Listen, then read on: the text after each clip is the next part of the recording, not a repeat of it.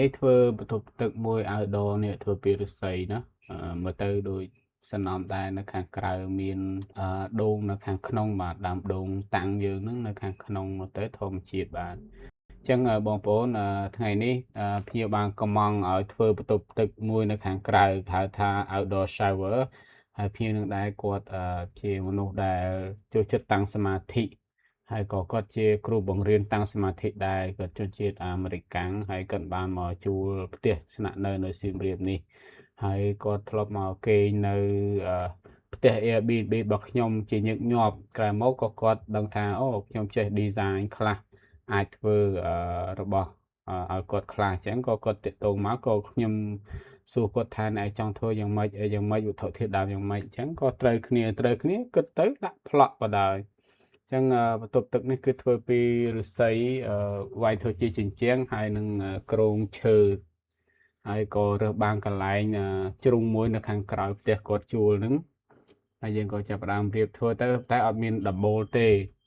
ហើយគ្រោងឈើដោយដែលបងប្អូនបានឃើញហើយនេះគឺជាផ្ទះដែលគាត់បានជួលនៅឯផ្លូវសូកូឡាបាទឥឡូវនេះគាត់មិនទាន់បានមកនៅទេប៉ុន្តែគាត់ជួលទុកចោលលេងអញ្ចឹងទៅ ហើយនេះជាក្រុមការងារដែលទិញឫស្សីមកយើងលះឫស្សីកុំឲ្យវាស្រួចមុតអីចឹងកាន់ទៅវាមុតដៃអញ្ចឹងយើងលះវាឲ្យរលោងទៅកុំឲ្យឆ្អាបន្ទាប់មកបានយើងបាញ់វាមីអីផ្សេងនៅខាងក្រៅហើយបន្ទាប់ទឹកនឹងដែរក៏យើងចាក់បាតវាខាងក្រោមហ្នឹងគឺពីស៊ីម៉ង់ឡប់ឡែទៅព្រោះយើងបានតទៅយកចូលក្នុងស៊ីហ្វុងដើម្បីវាហូរចូលទៅក្នុងស្តុក ហើយនេះជារូបភាពដែលយើងបានបាញ់ឫស្សីជាប់ទៅនឹងគ្រោងឈើនេះគឺយើងបាញ់ខាងក្នុងសិនបាទអញ្ចឹងខាងក្នុងយើងចូលទៅក្នុងបន្ទប់គឺយើងឃើញខ្នងឫស្សីហើយខាងក្រៅក៏យើងឃើញខ្នងឫស្សីដែរមានន័យយើងបាញ់ពីរក្នុងមួយក្រៅមួយដើម្បីឲ្យវាឃើញខ្នងឫស្សីទាំងអស់ហើយនេះជាជាងចំណានមួយបាទឈ្មោះជាងផាតជាងឈ្មោះស្រោមផាត នេះជាឫស្សីដែលយើងបានបាញ់វាក់នេះហើយមើលទៅរៀងពណ៌រលោងភ្លឺស្អាតបាទហើយខាងក្នុងក៏ចិត្តនឹងរួចរាល់ដែរចាំពេលរួចខ្ញុំនឹងបើកឲ្យបងប្អូនមើលហើយបងប្អូនឃើញនេះនៅខាងក្រៅយើងបាញ់ឃើញមកតង់ទៀតអញ្ចឹងឃើញខ្នងឫស្សីហើយយើងអត់បានក្រាលបាំងអីទេព្រោះកាលណាយើងបាញ់ពីតង់វាមើលអត់ឃើញពីខាងក្រៅលើកលែងតែយើងទៅ ចូលឲ្យចិត្តហើយមើលតាមបល្ល័ង្កសីអាចឃើញងូតទឹកអីចឹងទៅអញ្ចឹងវាបាត់បិទបាំង privacy ដែរនេះគឺជាយើងចាប់ឡប់ឡែហើយយើងទុកមួយចន្លោះដើម្បីឲ្យដូងតាំងវាដកទៅហើបបានចាក់ឬចាក់អីចឹងទៅហើយយើងអាចទៅមើលពីខាងក្នុងម្ដងទៀតនៅពេលដែលយើងធ្វើហើយយើងក៏បានតឡើងទឹកក្តៅទឹកជាឲ្យគាត់ដែរយើងតឡើងទៅទឹកក្តៅទេដល់ហើយទឹកធម្មតាវាសតនភាពតិចល្មមហើយម៉ាក់រីណៃនេះយើងតឡើងឲ្យគាត់នៅខាងក្រៅដោយសារយើងដាក់ខាងក្នុងវាមើលទៅវាទៅហើយក៏វាមើលទៅមិនស្អាតវាដូចថាវត្ថុប្រើអគ្គិសនីផ្សេងៗដាក់ខាងក្នុងវាបាត់បង់សោភ័ណភាពណា ហើយនេះយើងដាក់ភ្លើង spot ខាងយប់នេះយើងមើលបាញ់ភ្លើងពេលយប់ស្អាត spotlight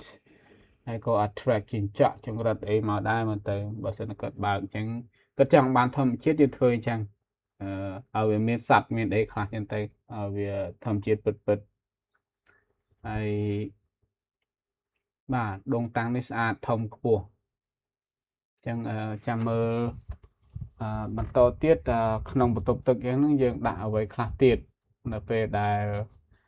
យើងបាញ់ឫស្សីឬរួចរាល់ហើយនេះគឺយើងធ្វើរួចហើយបាទដាក់ shower យើងក្រាលគ្រោះ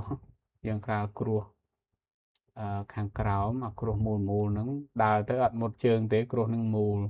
ហើយយើងប្រើម៉ាបបាទម៉ាប3ផ្ទាំងទៅដើរចាន់ពីលើចឹងទៅឬខាងមុខយើងទុកឈោងូតទឹកចឹងទៅហើយនិយាយទៅបើកភ្លើងយប់ឡើងស្អាតហើយ shower នេះមានអាធំមានអាតូចបាទនឹងធម្មជាតិពិតមកត្រូវពលឺថ្ងៃត្រូវខ្យល់អាកាសមានរុក្ខជាតិដូងតាំងនៅខាងក្នុងទៀតអញ្ចឹងមើលទៅ ធម្មជាតិបានគេមែនវើយអត់មានដបូលទេបាទណាអញ្ចឹងភ្លៀងមកក៏មិនអីដែរសារតែកន្លែងងូតទឹក outdoor យើងត្រូវការមើលភ្លៀងមើលមេឃមើលអីអញ្ចឹងហើយនេះបើកទឹកមកចេញវអញ្ចឹងទៅបាទស្អាតបានគេតាបាទ